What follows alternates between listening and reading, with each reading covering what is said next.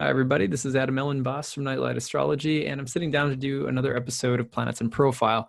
Now, in the next two episodes I'm making, I'm catching up actually with Venus because I've gotten behind on Venus's movements. She went through Taurus and now she's in Gemini. This is spring 2019. And so I'm catching up on those two, but you can listen to this anytime because the Planets in Profile series is really meant to help you as a student of astrology interpret the meaning of Venus and Mars. I also do some coverage of Mars as we're going through the signs as well. And it's meant to help give you some ability to interpret the planets in your birth chart a little bit better. So, okay, so I'm going to go ahead and put, there we go.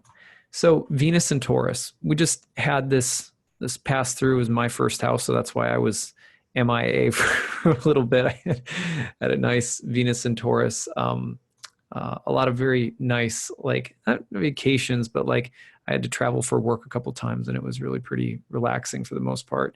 And yeah, I always love it when Venus is in my first house. It's a Taurus rising. Okay, so we're going to talk about. I have for this one, I chose the Endless Harmony. The Endless Harmony photo for the Beach Boys because Brian Wilson, Venus and Taurus. So Venus in the sign of Taurus is in her home sign. This is Venus's happy sign, also a masculine sign. So he is always happy. He is also happy in Libra, you could say.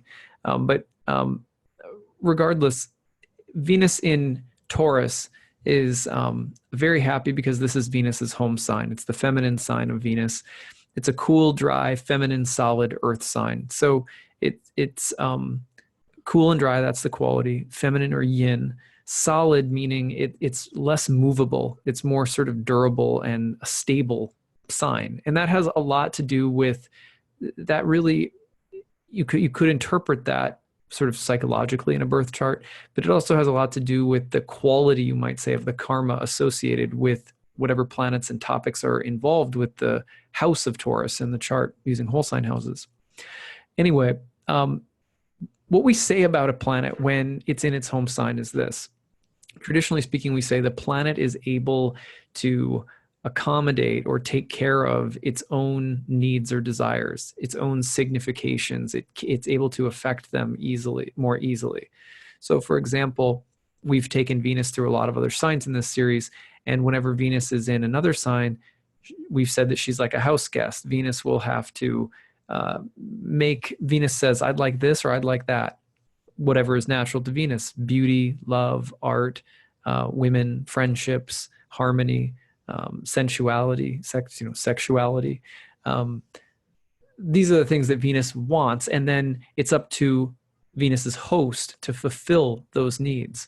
So when Venus is in Gemini, it's going to be mercurial things, right? So Mercury Hermes will provide the content on some level for Venus.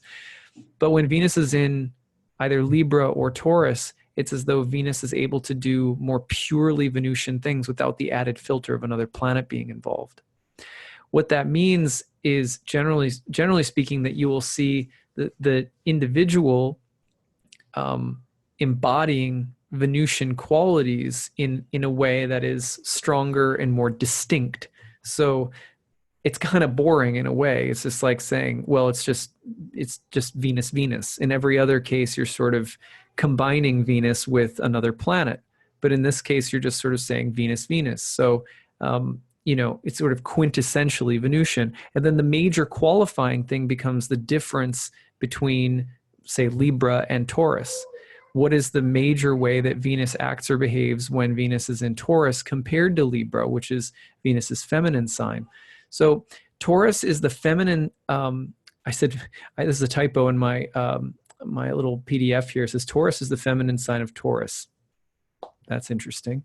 So Taurus is the feminine sign of Venus, and yet is located on the yang half of the solar year, which is to say that between the spring equinox and the fall equinox, between 0 Aries and 0 Libra, there's more sunlight in a 24-hour day in the northern hemisphere than darkness. And so this is the yang half of the zodiac. Now, remember, this is all archetypal and symbolic. This is not, you can use this language regardless of where you live. It doesn't have to be, the middle of spring for a planet to be in Taurus, right? And yet it will still embody in some ways some of the qualities that are archetypally associated with spring. So at any rate, similarly, for example, you don't have to be born during the middle of spring to be a Taurus and still have the symbolism of Taurus really apply to you if you're born in the Southern Hemisphere during Taurus season. At any rate, okay, so there's always a big debate that follows that. So what is it that is unique about Taurus, though? And you can go back and listen to me talk about the meaning of the sun in Taurus and get a deeper take on that, or Mars in Taurus, that talk. But Taurus is a sign that, although is more passive, more receptive, more in some ways inert, because it's an earth sign, and it's more of a yin sign. This is still taking place in the middle of spring as the light is gaining and growing. So sometimes you'll hear people say that Taurians are possessive. This is actually a big part of what defines the Taurian mystique, is that Taurians are actually by natural, have incredibly powerful urges and appetites and desires and even lust, and almost sometimes even a bloodlust.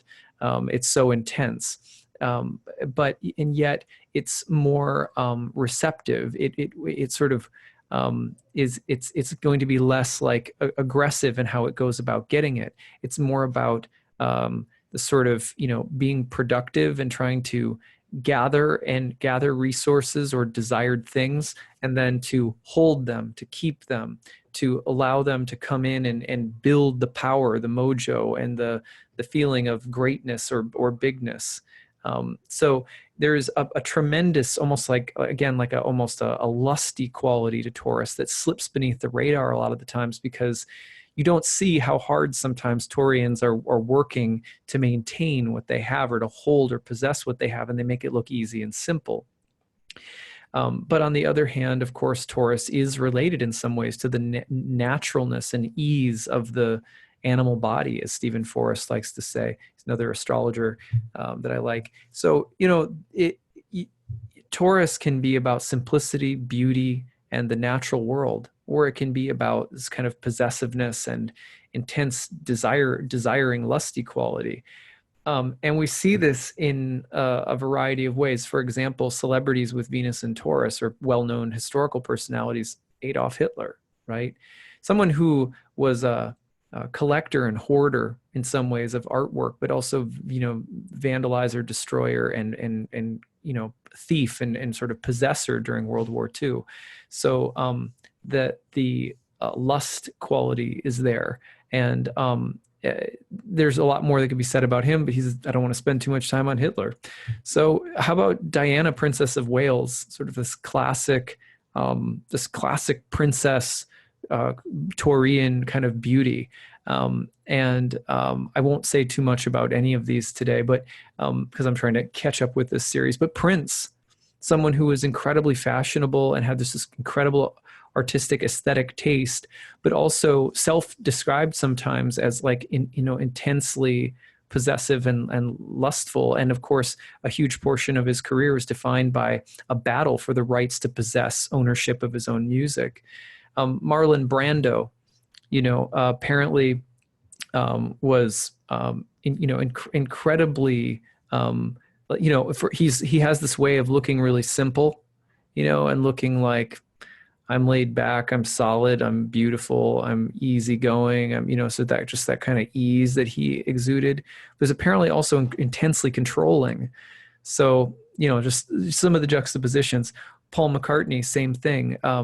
Makes his musicianship look amazingly easy, and the same thing, had a huge level of artistic sensibility that was also at times very rigid and controlling, and also sometimes had appetite for beautiful things that was kind of out of control. Now this is, again, you'll hear different people say different things about some of these personalities, so I'm just reporting on what I've read and gathered while studying these particular people for this slideshow. So Bono, there's another one, just in some ways an artistic genius and workaholic, just always driven to create art and makes, has that appearance of cool. I'm cool. It's easy, right? But there's a lot more than meets the eye underneath the surface.